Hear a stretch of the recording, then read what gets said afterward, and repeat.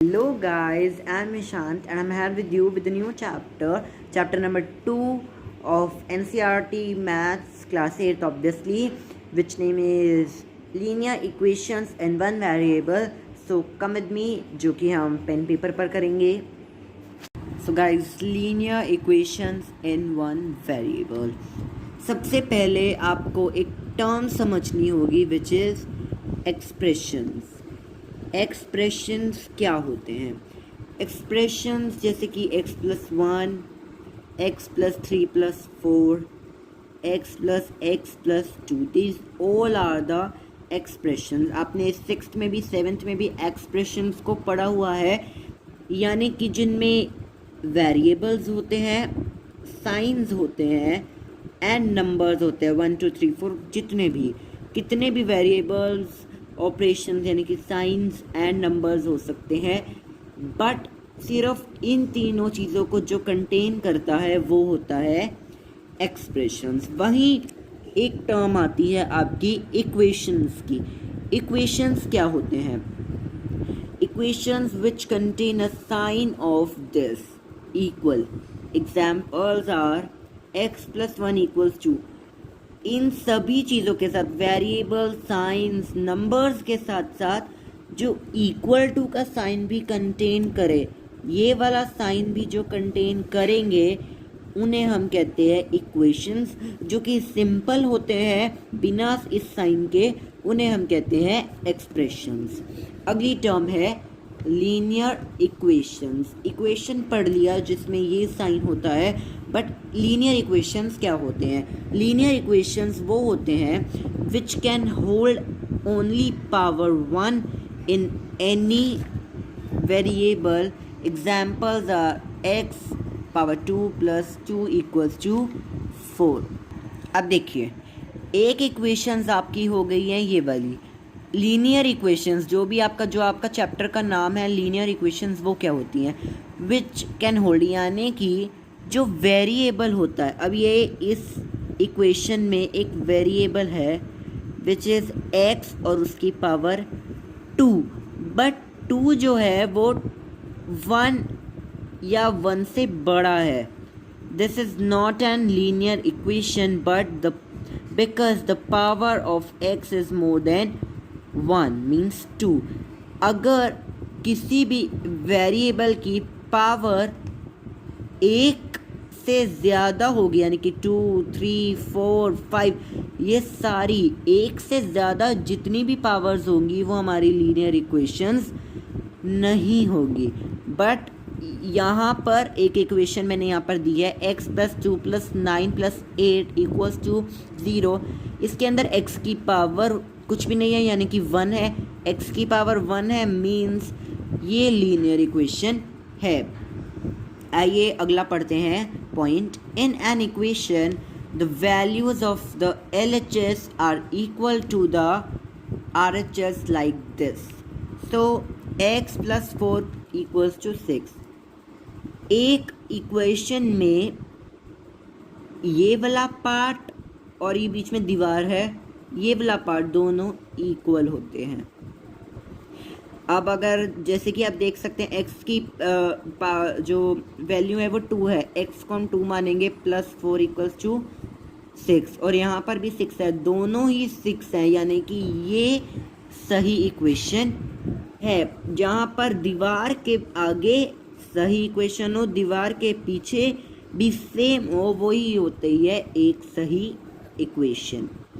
अगले कुछ एग्जाम्पल्स मैंने यहाँ पर दे रखे हैं, वो पढ़ते हैं. 2x - 3 = 7. Find the value of x. ऐसे ही क्वेश्चंस, काफ़ी सारे क्वेश्चंस आपके आ सकते हैं दैट आपको एक इक्वेशन दी जाएगी एंड उसमें से आपको x की वैल्यू फाइंड करनी होगी. इसके अंदर x यहाँ पर है, इसकी वैल्यू किस तरह से हम फाइंड करेंगे? सो गाइज, अगर आप इसको देखें तो ये जो इक्वल टू है वो एक दीवार खड़ी करती है, एंड ये होता है आपका पार्ट 1, ये होता है आपका पार्ट 2. इस साइड वाला पार्ट 1 मैंने मान लिया, इस साइड वाला पार्ट 2 मान लिया. अब हम करेंगे कैसे? In an equation we have many numbers and variables like this. हमारी एक इक्वेशन में बहुत सारे नंबर्स होते हैं, बहुत सारे वेरिएबल्स होते हैं, इसीलिए हम क्या करेंगे, उन्हें दीवार के आगे या तो वेरिएबल्स कर देंगे और दीवार के पीछे सिर्फ नंबर्स, जैसे कि मैंने यहाँ पर अभी करे हैं। 2x मैंने एक साथ ले लिया, बीच में दीवार खड़ी कर दी एंड जो सारे नंबर्स थे वो मैंने एक साथ कर लिए। पार्ट 1 में आपके ये वेरिएबल्स मैंने लिख लिए सारे के सारे, एंड पार्ट 2 में सारे के सारे नंबर्स लिख लिए, जैसे कि ये। अब जो चेंज आया वो सिर्फ ये आया है कि कोई भी डिजिट को, फॉर एग्ज़ाम्पल इसको मुझे इधर लेकर जाना है, 2x तो इधर ही रहेगा, -3 को अब मुझे इधर लेकर जाना है, बिकॉज दीवार के पीछे मेरे को सिर्फ और सिर्फ नंबर चाहिए। अब नंबर्स लाने के लिए मुझे क्या करना है, इसको इधर लेकर जाना है। -3 को इधर जब हम लेकर जाएंगे तो यहाँ आते आते आते आते ये +3 बन जाएगा, -3 +3 बन गया, +3 -3 बन जाएगा, -6 +6 बन जाएगा। साइंस चेंज होते जाएंगे। 2x = 7 + 3 = 10। 2x की वैल्यू 10 आ गई, सिर्फ x की वैल्यू चाहिए हमें। 2 यहाँ x के साथ मल्टीप्लाई हो रहा है, अब वहाँ जाते जाते क्या हो जाएगा, डिवाइड हो जाएगा। 10/2 इज़ 5 और यहाँ पर हमारा 5 आंसर आ गया है। So this is the first method, transposing method. एक और मेथड होता है but this is the most easiest method. आप एक बार और रिवाइज करना, आपको ज़रूर आ जाएगा। या आपने आई एम श्योर 7th में ज़रूर करे होंगे, इसलिए आपको कुछ कुछ याद भी होगा कि दीवार के एक साइड वेरिएबल्स, दीवार के दूसरी साइड नंबर्स, एंड देन इस तरीके से सॉल्व करते जाएंगे। दीवार के आगे वाली चीज़ को दीवार के पीछे लेकर जाएंगे तो आते आते आते साइंस बदलते रहेंगे। माइनस का है तो प्लस, प्लस का है तो माइनस। आगे अगला एग्जाम्पल पढ़ते हैं। 2x/3 = 18। अब आपके पास ये दीवार आ गई, दीवार के आगे सिर्फ वेरिएबल्स, दीवार के पीछे सिर्फ numbers and variable. Now see 2x variable की डिजिट है, 8 नंबर की डिजिट है, 3 भी नंबर की डिजिट है। 3 को इधर लेकर जाएंगे दीवार के इस पार, डिवाइड में है, 3 डिवाइड में है, वहाँ जाकर मल्टीप्लाई में हो जाएगा। माइनस में तो प्लस बनता है, प्लस में तो माइनस बनता है, डिवाइड में है तो मल्टीप्लाई बनता है, मल्टीप्लाई में है तो डिवाइड बनता है। ऐसे ये 3 यहाँ डिवाइड हो रहा था, वहाँ जाकर मल्टीप्लाई हो जाएगा। 2x = 18 × 3 which is 54। सिर्फ x की वैल्यू चाहिए। 2 यहाँ मल्टीप्लाई हो रहा था, वहाँ जाकर डिवाइड हो जाएगा और फिर डिवाइड कर कर हमारा 27 आंसर आ जाएगा। सो आई एम श्योर आपको ये समझ में आया होगा। Coming to the next example. अब आपके काफ़ी सारे अजीब और गरीब भी क्वेश्चन आ सकते हैं, जैसे कि मैंने एक एग्जाम्पल लिया है जहाँ पर आपकी फ्रैक्शन पॉइंट में आएगी। ये भी आपका NCERT का ही क्वेश्चन है, जहाँ आपको डिजिट्स जो है वो पॉइंट में दे रखी है, 1.6 1.5 करना आपको वही है। दीवार है, y वेरिएबल को एक जगह ले लेंगे दीवार के इस पार, 1.5 को इधर ले जाएंगे दीवार के उस पार। 1.5 यहाँ डिवाइड हो रहा था, वहाँ जाकर मल्टीप्लाई हो जाएगा। 1.6 × 1.5 आपको कर कर देखना पड़ेगा, ये आंसर आ जाएगा, y आपकी वैल्यू आंसर। इस क्वेश्चन को करने का ये तरीका सबसे इजी है, बाकी और भी तरीके हैं बट ये तरीका मोस्ट ईजीएस्ट है। Coming to the next example. 2x - 3 = x + 2। Now आपने पहले जितने भी क्वेश्चंस करे वहाँ पर आपको नंबर्स तो बहुत सारे मिले, 1 2 3 4, बट वेरिएबल आपको सिर्फ एक ही मिला। इस क्वेश्चन में आपको 2 वेरिएबल्स हैं, सी 2x एक वेरिएबल, x 2 वेरिएबल। इन क्वेश्चंस को किस तरीके से सॉल्व करना है देखिए। दीवार है, वेरिएबल्स एक साथ, नॉन वेरिएबल्स एक साथ, यानी कि नंबर्स एक साथ। 2x तो वहीं का वही रहेगा, ये x दीवार के उस पार आते आते माइनस का हो जाएगा,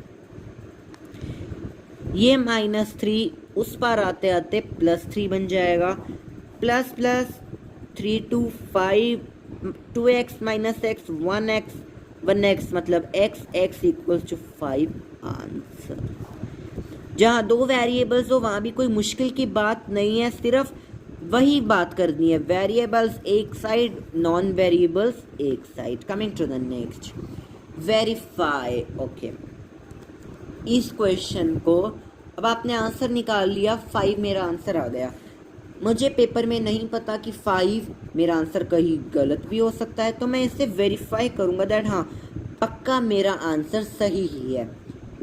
जो भी आपकी x की वैल्यू आई है आप उस इक्वेशन में इसे पुट कर दीजिए।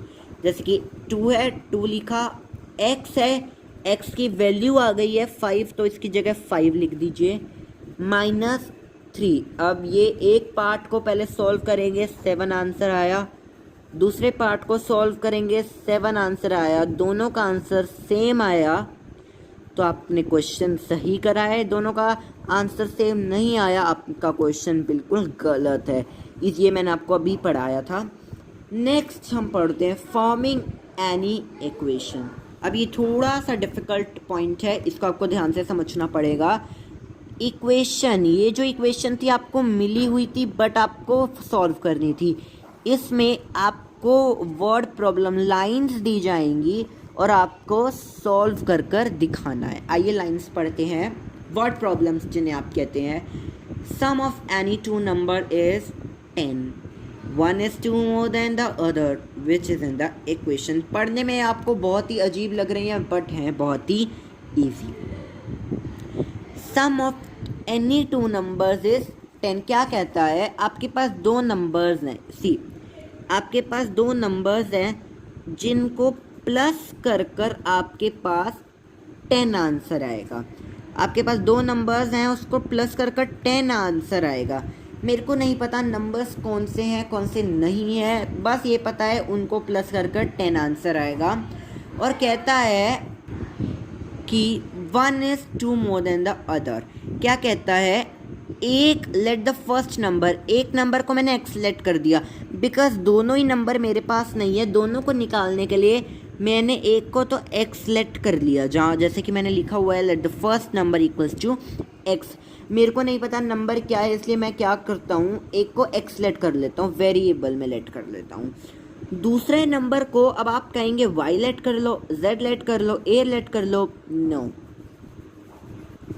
करना आपको क्या है, यहाँ पर लिखा हुआ है 1 नंबर इज 2, जो दूसरा नंबर है वो 2 है, यहाँ पर 2 लिखिए, 2 है।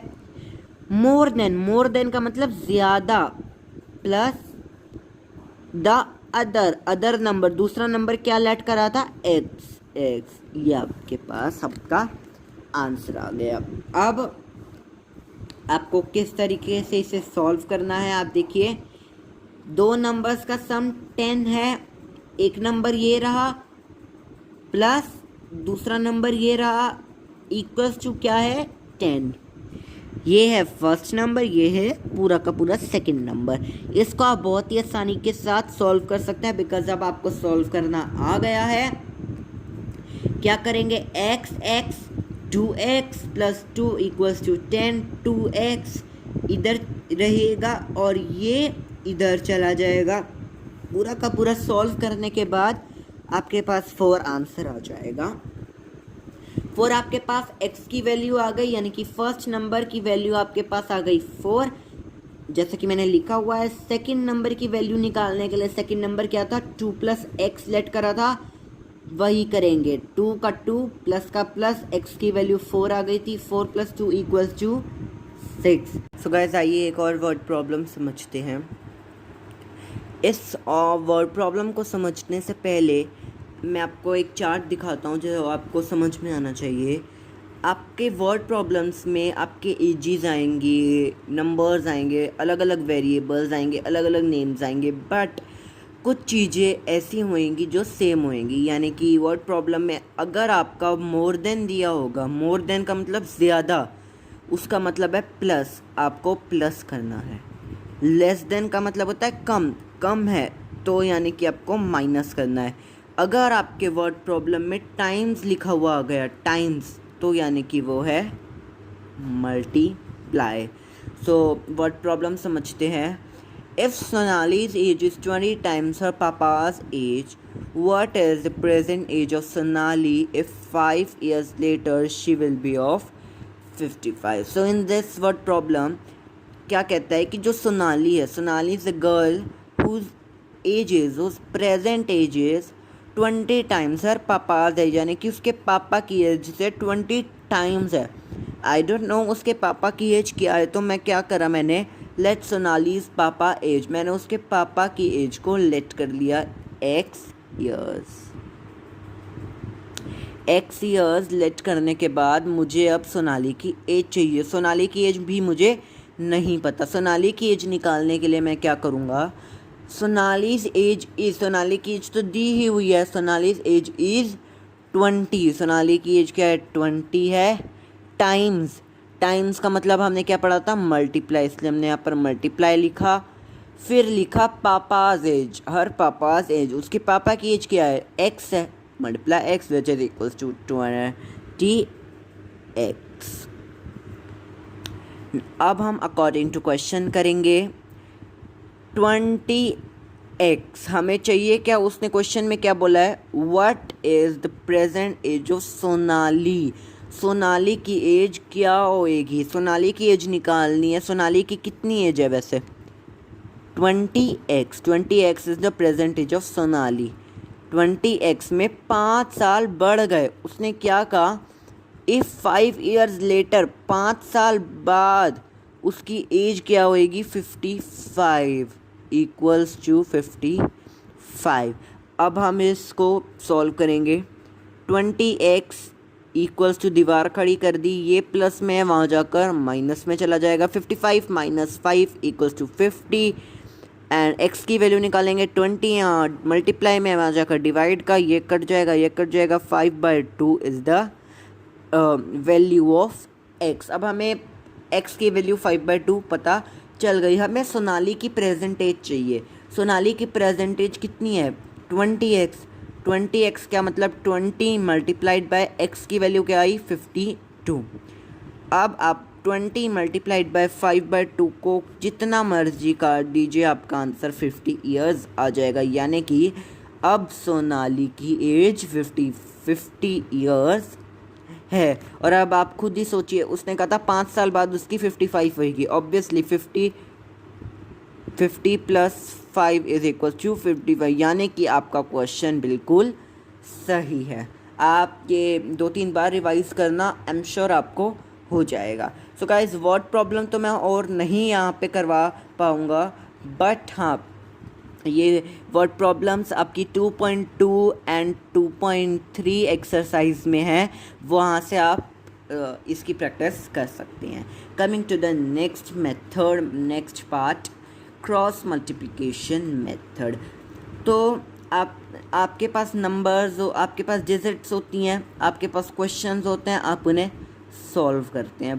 बट अगर आपके पास कुछ इस टाइप की डिजिट आ जाए, x+1 2x+3 इक्वल्स 3/8, अब आप सोचेंगे इसको मैं कैसे सॉल्व करूं, ये सॉल्व करना तो सिखाया नहीं, बट इसे आप सॉल्व किस तरीके से करेंगे, क्रॉस मल्टीप्लिकेशन मेथड से।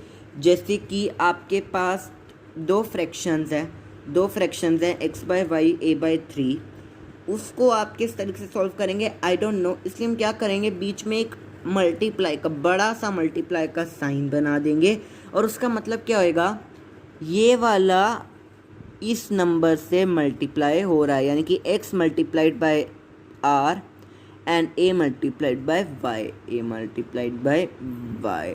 अब आप इसे सॉल्व कर लीजिए। अगर हम इसे नंबर्स में लें तो ये इस तरीके से होगा, x+1 2x+3 3/8 8 मल्टीप्लाई का साइन बनाएं, क्योंकि ट्रांसपोजिंग मेथड से करें जैसे हमने पिछले मेथड्स में करा इस तरीके से। यहाँ पर हमने काफ़ी सारे क्वेश्चन सॉल्व करे। यहाँ पर हमने करा था ट्रांसपोजिंग मेथड से, पहले 2x की वैल्यू निकाली फिर x की वैल्यू निकाली। बट ये ऐसी डिजिट नहीं है, ये बहुत ही मुश्किल डिजिट है। इस डिजिट को बहुत ही इजी बनाने के लिए आपका क्रॉस मल्टीप्लिकेशन बना है। क्या करेंगे आप, क्रॉस मल्टीप्लिकेशन में ये वाली चीज़ ये यहाँ जा रही है, ये वाली यहाँ जा रही है, यानी कि x+1 मल्टीप्लाइड बाय 8 लिख दिया, एंड 2x+3 मल्टीप्लाइड बाय 3। अब आप इसको सॉल्व करीजिए, x+1 multiply 8 to 8x+8 equals to 6x+9। ये डिस्ट्रीब्यूटिव प्रॉपर्टी से आपका निकला है इस तरीके से। 8 multiplied by x 8x plus 8 1 ज़ार 8, 3 multiplied by 2x equals to 6x, 3 plus का प्लस 3 3 ज़ार 9। अब आपको क्या करना है, ये यहाँ प्लस में वहाँ जाकर माइनस में, ये यहाँ प्लस में वहाँ जाकर माइनस में, ये आ जाएगा 1, ये आ जाएगा 2x, x की वैल्यू निकालेंगे 1/2 is the answer. So guys I am sure आपको क्रॉस मल्टीप्लिकेशन मेथड समझ में आ गया होगा। अगर आपसे कोई भी डिजिट सॉल्व नहीं हो रही है तो आप क्रॉस मल्टीप्लिकेशन मेथड से कर देखिएगा, आपका आंसर आई एम श्योर सही आ जाएगा। So guys, that's all for the video. Bye bye guys. If you like this video, give a big thumbs up, like, share, subscribe to my channel. Bye bye. See you again in the next video with a new chapter.